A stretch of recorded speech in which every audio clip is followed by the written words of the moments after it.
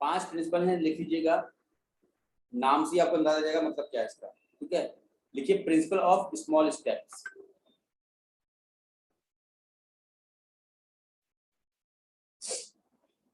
Right. Second लिखिए आप principle of active response.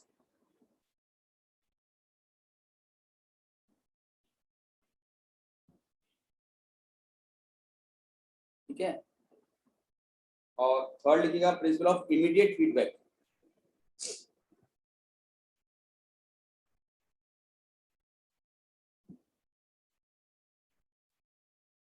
Feedback कहीं कहीं पे आपको ये फीडबैक की जगह पर रेनफोर्समेंट लिखा हुआ दिखाई देगा। हाँ, कि स्किनर ने दिया है तो रेनफोर्समेंट टर्म भी दिखाई देगा आपको। और देखो तो रेनफोर्समेंट और फीडबैक एक ही होता है। बच्चे ने कुछ चीज सीखी और आपने कहा बहुत बढ़िया, फीडबैक हो गया। आपने कहा बेटा और मेहनत करो, फीडबैक हो गया। वही चीज रेनफोर्समेंट भी हो जाती है ना, तो कंफ्यूज नहीं होना। फोर्थ आपका है principle of self pacing. And last हमारा है, हालांकि वैसे 4 याद करोगे ये भी काफी आपका। ठीक है, इसको सेल्फ पेसिंग यहाँ लिख देते हैं आप, सेल्फ लर्निंग। ठीक है, या सेल्फ इवेल्युएशन। तो क्योंकि बच्चा क्या करता है, आपने एक प्रोग्राम बना करके दे दिया। प्रोग्राम क्या होगा, ये कुछ ऐसा प्रोग्राम आपका होगा इसमें आपने 4-5 अलग अलग सेक्शन बनाए होंगे।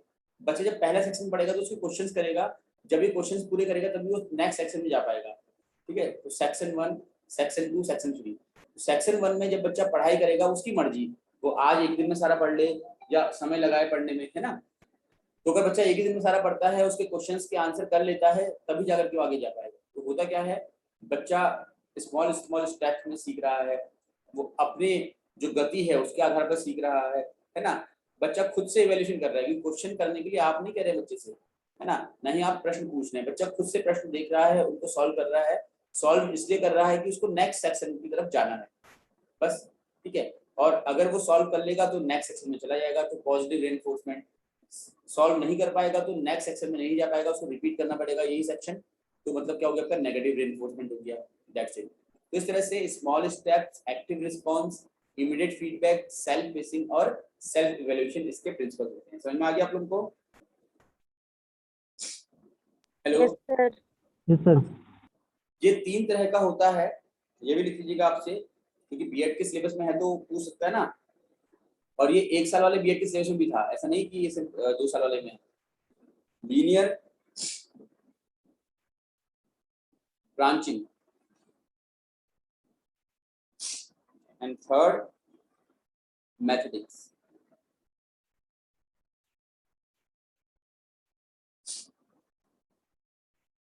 ठीक है, लीनियर को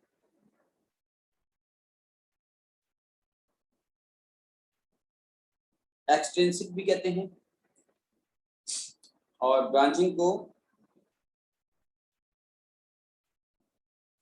इंट्रिंसिक भी कहते हैं। ठीक है, तो लीनियर, ब्रांचिंग एंड मैथमेटिक्स ये 3 तरह की होती हैं, जिनमें से लीनियर को इंट्रोड्यूस किया है बीएफ स्किनर ने।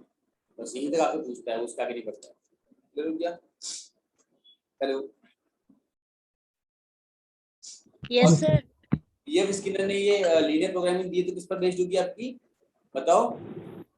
ऑपरेंट कंडीशनिंग पर। होगी नहीं होगी? ऑपरेंट कंडीशनिंग है ना इसका स्किनर का, तो इस पर बेस्ड आपकी है।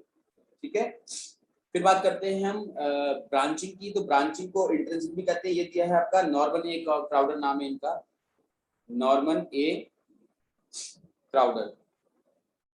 आप सिर्फ क्राउडर याद रखो।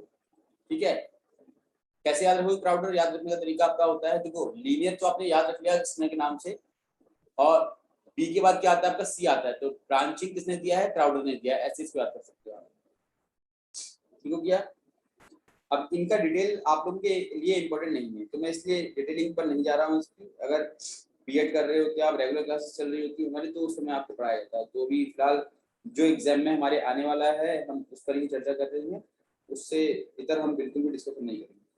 ठीक है सर ब्रांच और मैथमेटिक्स तो हमारे उस पर नहीं है ना? है सर खाली लीनियर है ना, लीनियर फ्रेम ही है ना इम्पोर्टेंट हमारे आपके लिए। काम का सिर्फ लीनियर है, वो तो ब्रांचिंग मैंने बता दिया आपको। ऐसे अगर कभी पूछ दिया ना एग्जाम में, उसने मैच का फॉलोइंग करके आता है, linear programming, BF Skinner, branching, Norman Crowder, इस तरह से लिखा हुआ आता है। मैथमेटिक्स का कोई ऐसा सर्टेन नहीं है कि क्या है क्या नहीं है, मैथमेटिक्स तो हमारा सिलेबस में ही नहीं रहता ना, ठीक है। तो इसलिए मैं उस पर जो चीज देखो, जो हमारे काम का है हमने उतना डिस्कशन करना है। अननेसेसरी डिस्कशन में क्या होता है, हम फिर वो थोड़ा सा पेन ले लेते हैं कि ये भी याद करना है, ये भी करना है। तो नहीं, आपको याद करना कुछ, आप बस लीनियर प्रोग्रामिंग देखें और ये याद रखिए इसके 5 प्रिंसिपल क्या क्या होते हैं। आई होप कि आपको आ गया होगा। मैं आगे बढ़ता हूँ, अभी आ गया या नहीं आया बताओ। Yes sir, yes sir. ठीक है, छोटा सा टॉपिक है, बहुत बड़ा टॉपिक नहीं है। बहुत बड़ा होता तो अलग बात थी, फिर तो अलग ही इशू होता, फिर तो डिस्कस करने के लिए हमारे पास, ठीक है। अच्छा, आप लोग को ये भी पता होगा, हालांकि एजुकेशन टेक्नोलॉजी आपके सिलेबस में नहीं है, शायद आपने देखा होगा एलटी में, सिलेबस में बिल्कुल नहीं है एजुकेशन टेक्नोलॉजी आपकी, बट टीचिंग एड्स हैं, इसलिए थोड़ा सा बता दे रहा हूँ। एजुकेशन टेक्नोलॉजी को 3 पार्ट्स में हम डिवाइड करते हैं। हार्डवेयर, इसको हम कठोर शिल्प उपागम कहते हैं। जिन्होंने स्क्रीनिंग की क्लासेस ली थी मेरे यहाँ पर, उन्होंने तो शायद पढ़ा भी होगा, उनको पढ़ाया था मैंने अच्छे से, ये है ना। सीता मैम, आपने शायद पढ़ा था, सीमा भी है, सीमा ने भी पढ़ा होगा ये, यस सर। है ना। इसका हार्डवेयर के साथ आपका होता है सॉफ्टवेयर, इसको बोलते हैं हम मृदुल शिल्प उपागम, ठीक है। और एक आपका होता है सिस्टम एनालिसिस, समझ में आ रहा है क्या बोलते हैं इसको हम, सिस्टम एनालिसिस, ठीक है। प्रणाली विश्लेषण। बस एग्जाम में ऐसे पूछ सकता है मैक्सिमम, वैसे नहीं पूछेगा, आपके सिलेबस का बिल्कुल भी नहीं है ये। अगर पूछ दिया उसने कि शिक्षा तकनीकी के प्रकारों में निम्न में से कौन सा नहीं है, तो याद रखना है कि हार्डवेयर, सॉफ्टवेयर और सिस्टम एनालिसिस आपका होता है, बाकी नहीं होता। क्लियर हो गया।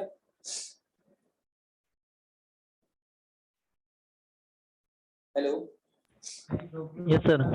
सर आपने लीनियर फ्रेम एक्सट्रिंसिक बताया ना? है सर आपने जो लीनियर फ्रेम बताया वो एक्सट्रिंसिक बताया ना? हाँ, एक्सट्रिंसिक,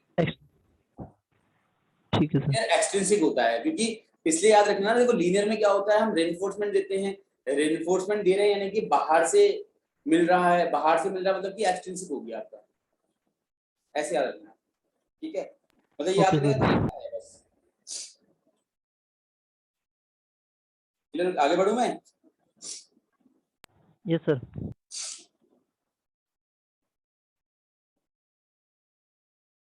चलिए, इसके बाद मैं अभी आपसे वो छोटे छोटे टॉपिक डिस्कस कर दे रहा हूँ जो मुझे लग रहा है कि थोड़ा सा आप लोगों को पढ़ने की जरूरत है, पढ़ने की मतलब कि एक हल्का सा रिवीजन चाहिए उस टाइप का। तो ऐसे में ही अगर हम बात करें कि प्रिंसिपल्स ऑफ टीचिंग,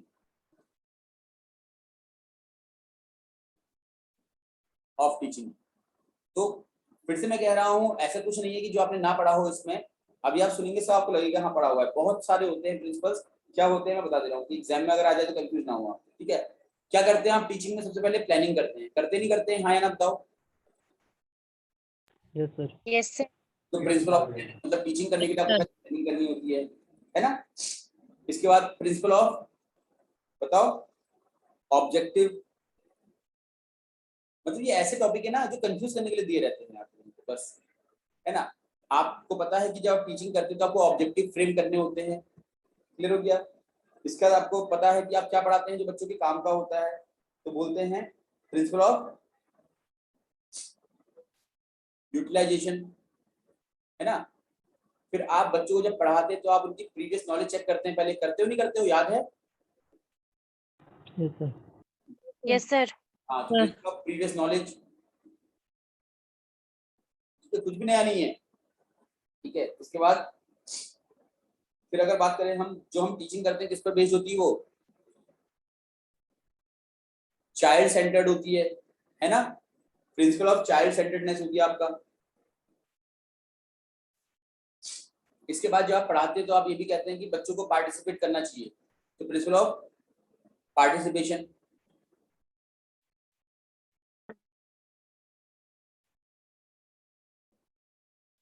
ठीक है। ऐसे ही आप जब कहते हैं, आप कहते हैं चलो अगर आप मैथ्स पढ़ा रहे हो तो बच्चे को सिर्फ मैथ्स पढ़ाते हुए हम क्या होते हैं उसको अदर सब्जेक्ट से भी रिलेट कर सकते हैं, तो प्रिंसिपल ऑफ कोरिलेशन है ना, विद अदर सब्जेक्ट। मतलब ऐसा कुछ भी नहीं है, ये प्रिंसिपल्स ऑफ टीचिंग टर्म अगर आप देखते हैं एग्जाम में, हालांकि मुझे नहीं लगता है कि ऐसे कोई जनरल क्वेश्चन बनेगा आपका वहां पर, सभी पूछेगा तो वो सब कुछ जो हमने डिस्कशन किया है वही कुछ इसमें है। ठीक है, क्लियर हो रहा है? Yes, sir. तो इसके अलावा प्रिंसिपल ऑफ हम बात कर सकते हैं इन्वायरमेंट, मतलब कि लर्निंग इन्वायरमेंट हमने बच्चों को, तो ये सब कुछ है आपका प्रिंसिपल्स के अंदर, और मुझे लगता नहीं कि मैं अननेसेसरी आपको बोलते रहूँ, ये तो सब नॉर्मल चीजें हैं। प्रिंसिपल ऑफ रेडीनेस हो जाएगा, वही जो किसका है बताओ, थॉर्नडाइक का है ना, प्रिंसिपल ऑफ एक्सरसाइज। क्यों? Principle of yes sir. Practice, तो कुछ भी नहीं है नया ऐसा कुछ जो मैं ऐसे डिस्कस करूँ। ठीक है, इसके बाद एक टॉपिक हमारा आता है magazines of teaching.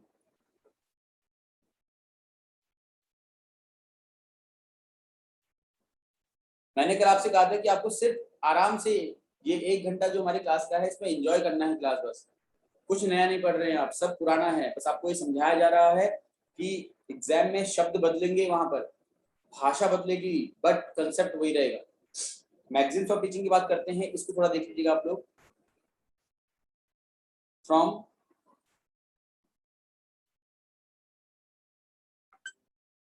Known to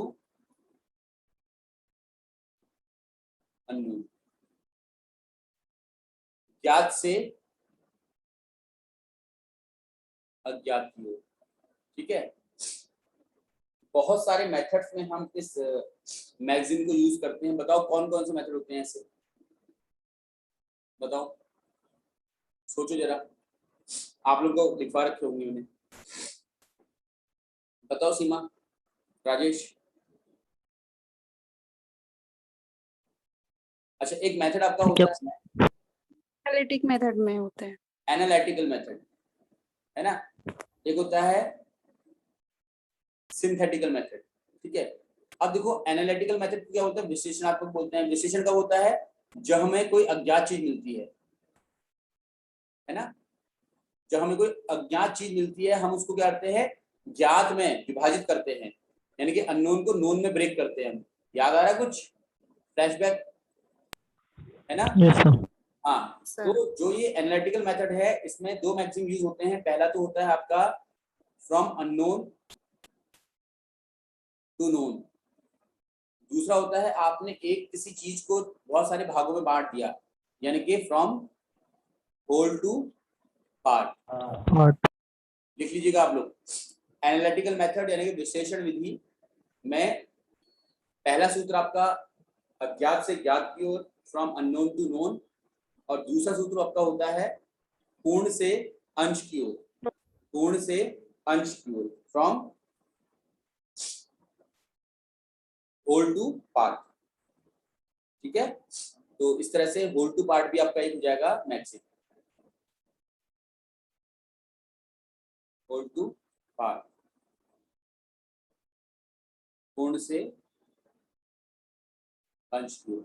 अब हाँ, सेम यहाँ हो जाएगा आपका सिंथेटिक में, इसका उल्टा हो जाएगा आपका। सिंथेटिक में क्या होता है, आप बहुत सारी चीजों को मिला करके एक चीज बनाते हो। याद है ना आपको फोटोसिंथेसिस प्रोसेस जो होती है, फोटोसिंथेसिस में क्या होता है, अलग अलग चीजों से मिल करके आपका भोजन बनाता है पेड़, है ना। तो एनालिटिक का अपोजिट होता है सिंथेटिक आपका। तो from part to whole, from known to unknown लिख लो आप सिंथेटिक के आगे से, लिख लीजिएगा इसको, है ना। इसके बाद मैगजीन्स ऑफ टीचिंग में बता रहा हूं आप लोगों को, तीसरा मैगजीन ऑफ टीचिंग लिखिए आप लोग जानते ही हैं, फ्रॉम सिंपल टू कॉम्प्लेक्स, सरल से जटिल की ओर। पहले आप सरल से सरल चीजें पढ़ाते हैं, फिर उसको कठिन की तरफ लेके आते हैं। आपने देखा होगा कि कोई भी सब्जेक्ट पढ़ा रहे हो आप, पहले आप सामान्य बातें बताते हैं बच्चों को जो हर किसी को समझ में आ जाए। उसका जैसे जैसे आप आगे बढ़ते जाते हो वैसे वैसे कठिन होता जाता है कंटेंट। फिर आपका है फ्रॉम कंक्रीट टू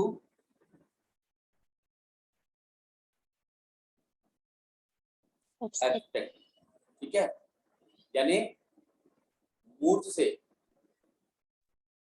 अमूर्ति की अमूर्त की ओर, ठीक है। मूर्त मतलब जो आपको दिखाई दे, अमूर्त मतलब जो आपको ना दिखाई दे। आपने जीन ब्याजी की थ्योरी में पढ़ा भी होगा, जो तीसरी अवस्था होती है प्री ऑपरेशनल स्टेज, जो सॉरी कंक्रीट ऑपरेशनल स्टेज जो होती है ना, उसमें हम जो कंक्रीट ऑब्जेक्ट्स होते हैं उस पर बच्चों को लॉजिक्स बनाते हैं उनके, और दूसरी अवस्था जो होती है उसका नाम ही फॉर्मल होता है, वैसे उसको एब्स्ट्रैक्ट थिंकिंग की व्यवस्था बोलते हैं। फिर आपका आता है particular to general, particular to general, ठीक है। पार्टिकुलर मतलब क्या होता है, विशिष्ट से सामान्य की से ओर। सामान्य, ठीक है। अब यहाँ पर ध्यान देना है आपने, आपने यही प्रिंसिपल ऑफ डेवलपमेंट भी पढ़े हैं, आपने विकास के सिद्धांत पढ़े हैं, वहां पर आपने पढ़ा है सामान्य से विशिष्ट की ओर।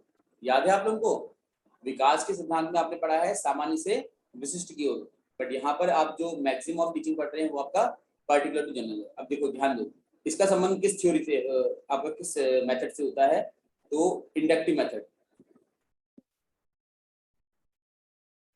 एंड डिडक्टिव मेथड, दोनों एक दूसरे के अपोजिट होते हैं ना, याद होगा आप लोग को। डिडक्टिव, आगमन विधि, निगमन विधि।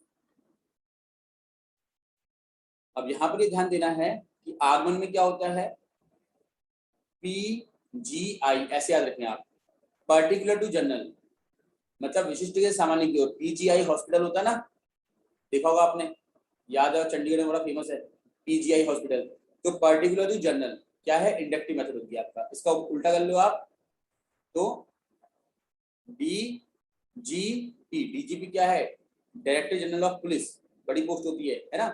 तो D for directive, general to particular, याद रहेगा, DGP PGI करके।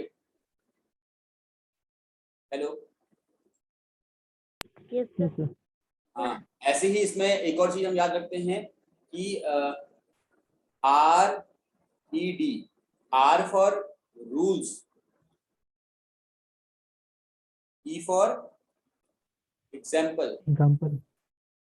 रूल से एग्जाम्पल की ओर, जब आप पहले नियम बताते हैं फिर उसके बाद उन नियमों के आधार पर आप एग्जाम्पल देते हैं, तो उस मेथड को हम डायरेक्टिव मेथड बोलते हैं, ठीक है ना। क्या बोलते हैं, डायरेक्टिव मेथड। और इसका अपोजिट कर लीजिए आप, तो वो हो जाएगा कि आपका इंडक्टिव मेथड। समझ में आ रहा है, हाँ या ना। Hello, yes sir. Yes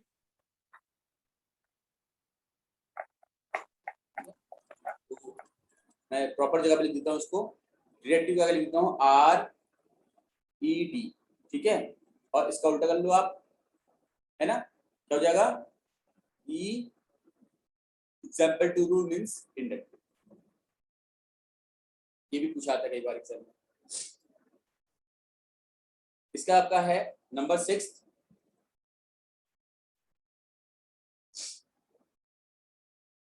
definite to indefinite.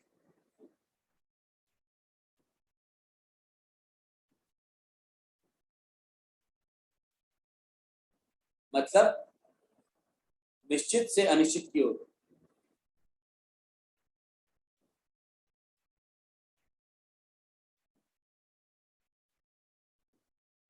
और सीमित से असीमित की ओर भी कह सकते हैं इसको आप, ठीक है। अच्छा, ये एक तरह से वैसा ही है जैसे आपका कॉन्क्रीट और एब्स्ट्रैक्ट है, तो मैं इस पर डिस्कशन ज्यादा नहीं कर रहा है। पहले बच्चों को आप वो चीजें बताते हैं जो उनके आसपास होती है, यानी कि डेफिनेट होती है, फिर वो बताते हैं जो उनसे बहुत दूर होती है, इनडेफिनेट होती है, ठीक है। जैसे अगर आप लोगों को ब्रह्मांड के अलग अलग जो प्लैनेट्स होते हैं उनको समझना है, तो पहले आपको अर्थ को समझना पड़ेगा, क्योंकि अर्थ को आप देख सकते हैं, फील कर सकते हैं, आप रहते हैं अर्थ में, अर्थ का एटमॉस्फेयर पता है आपको, उसके बाद अगर क्या आप आगे जाएंगे, ठीक है, तो वही हो गया आपका almost more or less abstract to sorry concrete to abstract होगा। फिर है आपका 7th, ये वेरी इंपॉर्टेंट है, इसको इंपॉर्टेंट लिख लीजिएगा आप, इंडक्शन टू डिडक्शन। पहले आगमन विधि, पहले आगमन फिर निगमन, ठीक है।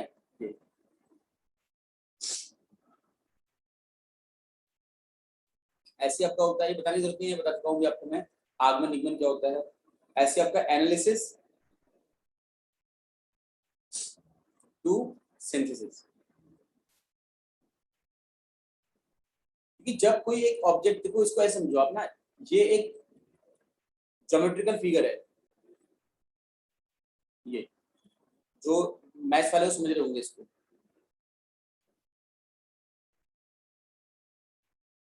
है ना। ये ऊपर के आपका कोन है, ये सिलेंडर होगी, ये कोन है, ये सिलेंडर है, और ये आपका हेमिस्फीयर है, समझ में आ रहा है, कोन सिलेंडर और हेमिस्फीयर। अब ये मिक्स्ड फिगर है, जब आपको इसको सॉल्व करना होगा तो आप इसको पार्ट्स में डिवाइड करोगे, करोगे नहीं करोगे, ये एक ऐसे बनाओगे पार्ट, एक पार्ट ऐसे बनाओगे आप, और एक पार्ट आप बनाओगे ऐसे करके, है ना। तो आपने क्या किया, पहले एनालिसिस किया, इसका विश्लेषण कर दिया, है ना। पहले क्या हो रहा है, विश्लेषण हो रहा है, फिर जब इनके आप सरफेस एरिया वॉल्यूम जो निकालना है आपको निकाल लोगे, तो उन सबको क्या करोगे आप, प्लस कर दोगे, करोगे नहीं करोगे राजेश, बताओ, है ना।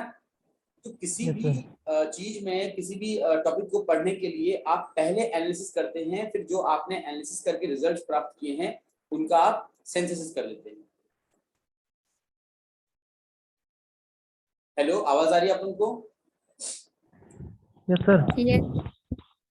विश्लेषण से संश्लेषण, फिर आपका होता है साइकोलॉजिकल टू लॉजिकल।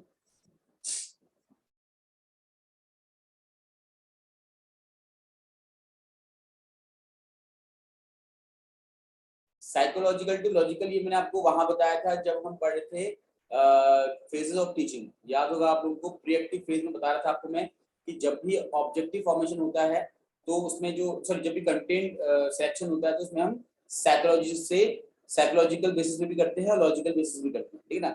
तो मनोवैज्ञानिक से तार्किक रूप, ठीक। मनोवैज्ञानिक रूप क्या है, बच्चे का व्यवहार, बच्चे की मनोस्थिति, और लॉजिकल क्या है आपका तर्क, राइट। तो ऐसे आपका होता है, लास्ट लिख लीजिएगा, एम्पिरिकल टू रेशनल। रेशनल मतलब क्या होता है आपका बताओ, और एम्पिरिकल मतलब क्या होता है?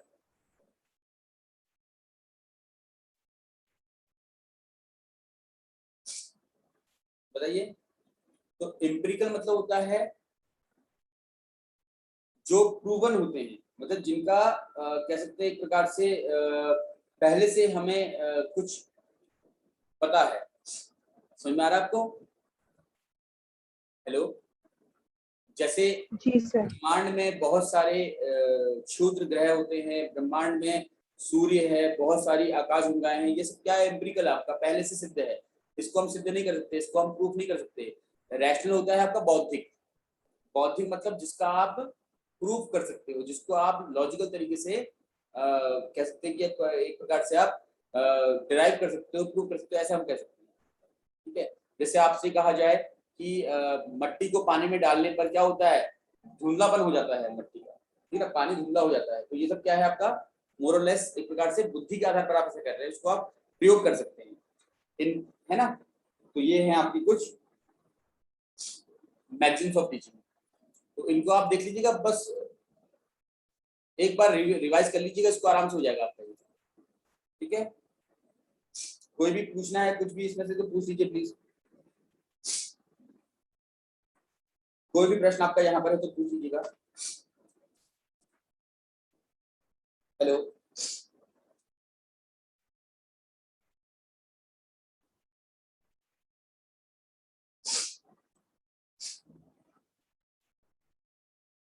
क्लियर हो गया? यहाँ पर तो कोई क्वेश्चन नहीं है ना? No, sir. है?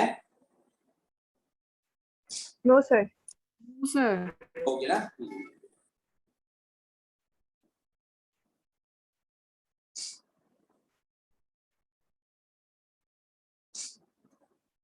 इसके बाद एक और पॉइंट देख लीजिएगा आप, ये वो टॉपिक्स हैं जो डिफाइन नहीं है आप लोगों के सिलेबस में। ये तो खैर शिक्षण तो डिफाइन है, मैक्सिम्स तो आपके में सिलेबस में डिफाइंड है, बट बाकी जो डिस्कशन कर रहा हूँ वो डिफाइंड नहीं है, ठीक है ना। वो सिर्फ आपको बस एक बार पढ़ लेना है कि अगर एग्जाम में पूछ लिया गया तो आप लोग कर सकते हो उसको, इसके लिए।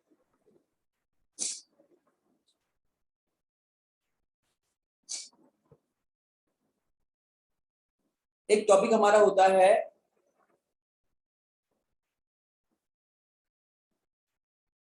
इंटरेक्शन एनालिसिस, यानी अंतःक्रिया विश्लेषण।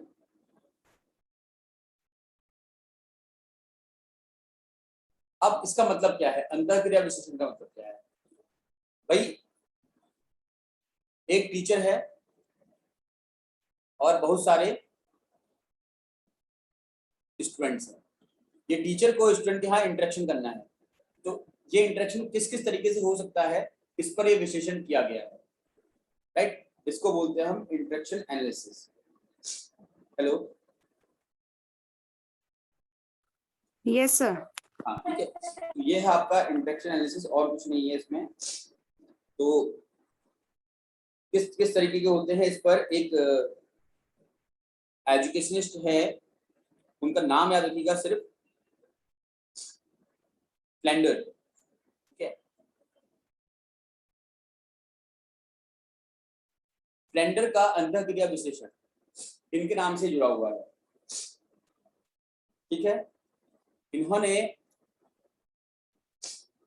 3 पार्ट्स में डिवाइड किया है। कौन कौन से 3 पार्ट से देखिए, बहुत सिंपल है। पहला तो टीचर का रोल क्या होता है। भाई ये बताओ कि इंटरेक्शन किसके बीच में हो रहा है, बताओ बताओ जल्दी बोलो। इंटरेक्शन किसके बीच में हो रहा है? Teacher, student. Teacher student. Teacher, student. Very good.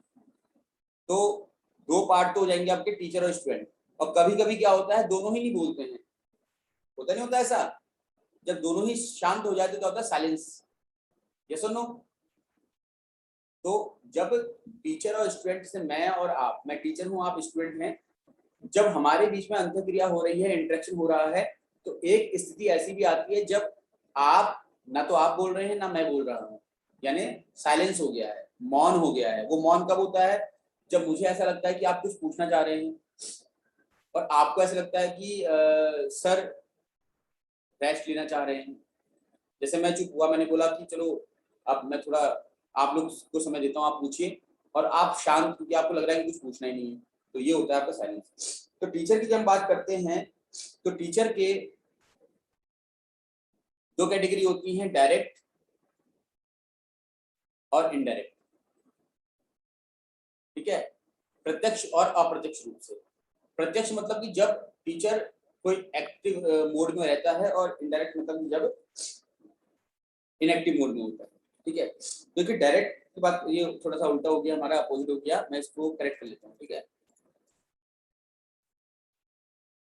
ऊपर होगा आपका इनडायरेक्ट, क्योंकि सीक्वेंस है ना इसका, फिर डायरेक्ट। मैं फिर से कह रहा हूँ, आप लोगों को लर्न नहीं करना, रटना नहीं है इसको, सिर्फ सुन लेना है एक बार, ठीक है। आपके एग्जाम में सिर्फ इतना पूछेगा कि अंतःक्रिया विश्लेषण किसने दिया है, तो फ्लेंडर ने दिया है, इतना याद रखें आप। और कितने इसमें इंटरेक्शन के मोड हैं? 10 है सिर्फ, 10। कौन कौन से देखो, सबसे पहले है इनडायरेक्ट, मतलब कि जब आप क्लास में जाते हैं तो क्या करते हैं आप बताओ? जब आप क्लास में आते हैं तो बच्चों को आप देखते हैं, और बच्चे जिस रूप में होते हैं उस रूप में आप उनको एक्सेप्ट करते हैं, करते नहीं करते हैं? एक्सेप्ट, ठीक है। बच्चे कुछ कह रहे होते हैं तो उनको करते हैं आप प्रेज करते हैं, या कहें कि इसको एनकरेज करते हैं, एनकरेज, ठीक है। तो नंबर 1 एक्सेप्ट, नंबर 2 एनकरेज, प्रोत्साहन देना मतलब, third again accept, ideas of student, यहाँ पर तो एक्सेप्ट फीलिंग आएगा आपका, ठीक है। ये याद नहीं करना, मैं लिखवा दे रहा हूँ बस खाली ऐसे आपको, आप नहीं लिखेंगे तब भी चल जाएगा। फिर आप क्या करते हैं, आस्क क्वेश्चन। अब ध्यान दें, सबसे पहले आप क्लास करने जाते हैं तो बच्चे आपको ग्रीट करते हैं, नहीं करते हैं, जो भी कुछ करें आप बच्चों की हर एक एक्टिविटी को एक्सेप्ट करेंगे। ऐसा नहीं कि आप क्लास में गए और आपने देखा कि कुछ बच्चे आपको ग्रीट कर रहे हैं, कुछ नहीं कर रहे, तो आप थोड़ा सा चिंतित हो गए, ऐसा नहीं है। फिर बच्चों को जिस रूप में बच्चे हैं उसी रूप में बच्चों को आप एनकरेज करेंगे, प्रोत्साहित करेंगे और एक अच्छा एनवायरनमेंट डेवलप करने की कोशिश करेंगे। अब जब आपने बच्चों को प्रोत्साहित किया है तो बच्चे कुछ ना कुछ तो बोलेंगे, अपने कुछ ना कुछ विचार रखेंगे, उनको आप एक्सेप्ट करेंगे और उसके बाद बच्चों से आप कुछ क्वेश्चंस पूछेंगे। क्वेश्चंस पूछने के बाद अब नंबर 5 से आपका आएगा डायरेक्ट। ये तो रहा आपका इनडायरेक्ट, इसमें आपने पढ़ाया कुछ भी नहीं है, अब आप पढ़ाना शुरू करते हैं। तो लेक्चर देते हैं आप बच्चों को, ठीक है। फिर डायरेक्शन देते हैं,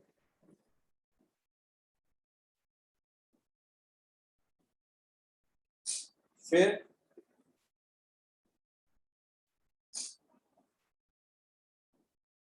क्रिटिसाइज करते हैं, मतलब कि बच्चों का जो भी व्यवहार रहा है उस पर अपने टिप्पणी देते हैं, राइट। तो लिखिएगा आप लोग, बच्चों छात्रों की भावनाओं को स्वीकार करना, पहला पॉइंट, छात्रों की भावनाओं को स्वीकार करना। दूसरा पॉइंट आपका है छात्रों के व्यवहार को प्रोत्साहित करना, छात्रों के विचारों को स्वीकार करना। तीसरा, छात्रों के विचारों को स्वीकार करना। चौथा है आपका प्रश्न पूछना, जैसे आप क्लास पढ़ाने से पहले इंटरेक्टिव क्वेश्चन करते हैं ना, उस टाइप से।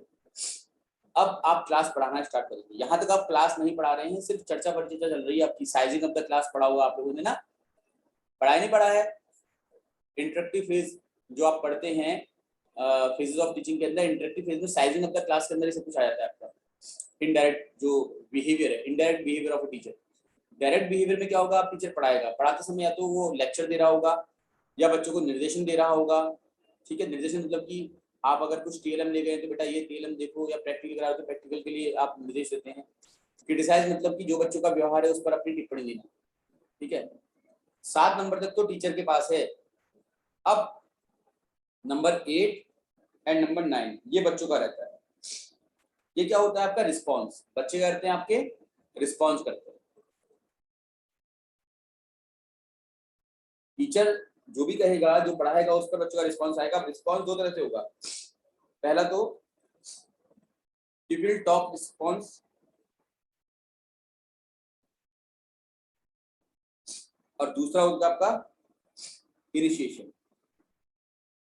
अब देखो क्लासरूम के अंदर समझना इसको, हाँ, क्लासरूम के अंदर बच्चे दो तरह से व्यवहार करते हैं। एक तो जो आप पढ़ा रहे हैं उसको बच्चे सुन रहे हैं, बच्चे ध्यान से सुन रहे हैं। आपने कोई प्रश्न पूछा, बच्चे उत्तर दे रहे हैं, तो इस स्थिति में बच्चे अपनी तरफ से कुछ नहीं कर रहे हैं, जो आप स्टिमुलस प्रोवाइड कर रहे हैं उसके अगेंस्ट वो रिस्पॉन्स दे रहे हैं।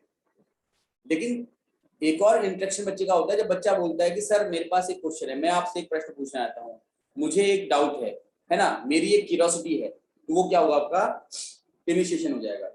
जब बच्चा खुद से बोलना चाहता है, 8वीं जो स्टेज है या 8वां जो पॉइंट है उसमें तो बच्चा आपने जो कहा है उस पर रिस्पॉन्स दे रहा है। जैसे मैं पढ़ा रहा हूँ, मैंने आपसे कहा अभी, हाँ भाई समझ में आ गया आप लोगों को, आपने बोला यस सर बढ़िया, सब समझ में आ गया, अब आप आगे बढ़िए, दैट्स इट। तो ये क्या आपका पॉइंट नंबर 8, जहां पर आपने मेरी बात का आंसर दिया। 9th जो है वो ऐसा है कुछ, मैं आपसे कहता हूँ कि चलो आज जो पढ़ना है बताओ, तो आप कहोगे कि सर आज ये पढ़ा दो, आज ये पढ़ा दो, मतलब अपनी तरफ से आप पहल कर रहे हैं, ठीक है। तो ये होता है आपका इनिशिएशन। आई होप समझ में आ गया होगा। लास्ट होता है आपका साइलेंस। साइलेंस कब होता है, जब कंफ्यूजन हो जाए, ठीक है। कंफ्यूजन की स्थिति में आपका साइलेंस होता है। तो ये कुछ 10 स्टेप्स होते हैं आपके फ्लेंडर्स इंस्ट्रक्शन के। आपको क्या याद रखना है इसमें, देखो पहला तो अंतःक्रिया विश्लेषण जो है ये आपके सिलेबस का बिल्कुल पार्ट नहीं है, फिर भी अगर एग्जाम में आता है तो ध्यान देना है कि अंतःक्रिया विश्लेषण फ्लेंडर ने दिया है। इसमें 3 भाग हैं, टीचर, स्टूडेंट और साइलेंस। बताइए आपको कि अंतःक्रिया टीचर और स्टूडेंट के बीच में हो रही है। तीसरा आपका तो साइलेंस हो ही जाता है कभी कभी। और उसमें भी 10 इसके पॉइंट्स होते हैं, बस इतना याद रखना है आपने और कुछ नहीं, ठीक है। अगर आप कोई नेट वगैरह के एग्जाम देंगे तो वहां पर तो आपका ये कंप्लीट आपको समझना पड़ेगा, पढ़ना पड़ेगा, बट फिलहाल एलटी के लिए तो ये बिल्कुल भी इम्पोर्टेंट नहीं है। बट क्योंकि आप देख रहे हैं कि कम्युनिकेशन टॉपिक आपके सिलेबस में है, तो कम्युनिकेशन का ही ये पार्ट एक माना जा सकता है, तो मैंने आपको ये बता दिया, ठीक है। यहाँ पर कोई डाउट हो तो पूछिए आप लोग, या आपके सामने है, इसमें कोई भी डाउट है तो आपका पूछ लीजिए, फिर आज की क्लास में यही होगा। कल बता देना, कल अगर आप चाहोगे क्लास करना, वैसे मेरे ख्याल से तो आप रिवीजन कर लेना, कोई डाउट अगर आपका होगा तो वैसे पूछ लेना, ठीक है। जी अच्छा, सर। एक टर्म होता है आपका SST, सुने हैं ना आप लोग, इसका फुल फॉर्म देख लीजिएगा, हाँ, ठीक है।